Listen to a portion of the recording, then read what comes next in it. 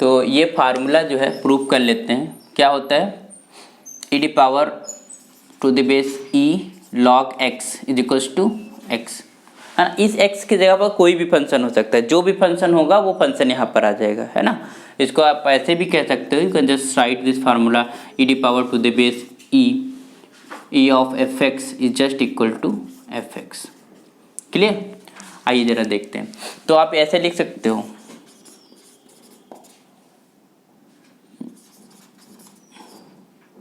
तो लिख सकते हो दोनों इक्वल हैं, यू कैन राइट, है ना।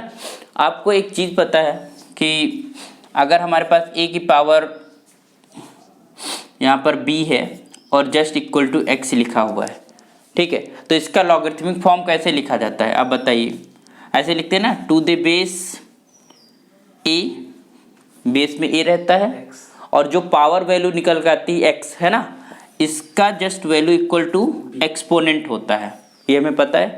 मतलब कोई भी अगर इस तरीके से एक्सपोनेंट के फॉर्म में एक्सप्रेशन हो और उसका लॉगरिथमिक फॉर्म लिखना हो तो कैसे लिखते हैं, to the base a, base यहाँ पर जा, ये तो पता है ना, दिस इज कॉल्ड बेस, ये तो पता है ना आप लोगों को, दिस इज एक्सपोनेंट और this whole thing that is your x is called power, है ना। तो ये जो हमारे पास लॉग बेस a पे पावर की वैल्यू एक्सपोनेंट निकलता है लॉग के अंदर जब लिखते हैं, ठीक। यहाँ पर भी हम यही काम कर सकते हैं। आप बताइए, अगर इस चीज को यहाँ पर अगर हम किसी को भी अगर हमने कहा कि दिस इज एक्सपोनेंट, है ना, और बेस यहाँ पर क्या है, e है, समझना, बेस हमारे पास क्या है, e है ना। तो e डी पावर मतलब e की पावर क्या होगा, एक्सपोनेंट जो होगा,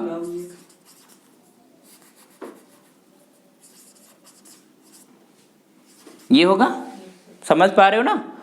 this is your whole thing is your B, इस एक्सप्रेशन पे आप कंपेयर करो, whole thing is your B, है कि नहीं, है ना। और जो x है वो तो x की जगह पड़ा हुआ है और a e बेस है, एक जो यहाँ पर लिखा हुआ है, तो a की power this exponent this b is just equal to what, x। आ गया, ओके, समझ में। तो ये इसका जो है इसी चीज का वो एक्सपोनेंट फॉर्म लिखा हुआ है, क्लियर। तो हम जब हाँ यहाँ पर दोनों चीजें सेम होनी चाहिए। अगर हम यहाँ पर अगर a मान लो बेस a डाल दिया, हमने कहा to the base a log x equals to the base a log x, है ना, तो that will be, you can write, क्या लिख सकते हो यहाँ पर बताइए, a की power to the base a log x is just equal to x। तो क्या चीज सेम होनी चाहिए, जो यहाँ पर बेस है वही यहाँ पर भी हो, है ना, then you can write this is. तो अगर सिमिलरली अगर हम इसको फंक्शंस के ऊपर लिखें, कोई भी फंक्शन क्यों ना पड़ा हो, you can just say to the base a log fx is just equal to the base a log fx, ये दोनों इक्वल होते हैं। This implies what, a the power log a base पर fx is just equal to fx, clear. तो अगर यहाँ पर base e हो गया तो e पे e the power e of fx is just equal to fx।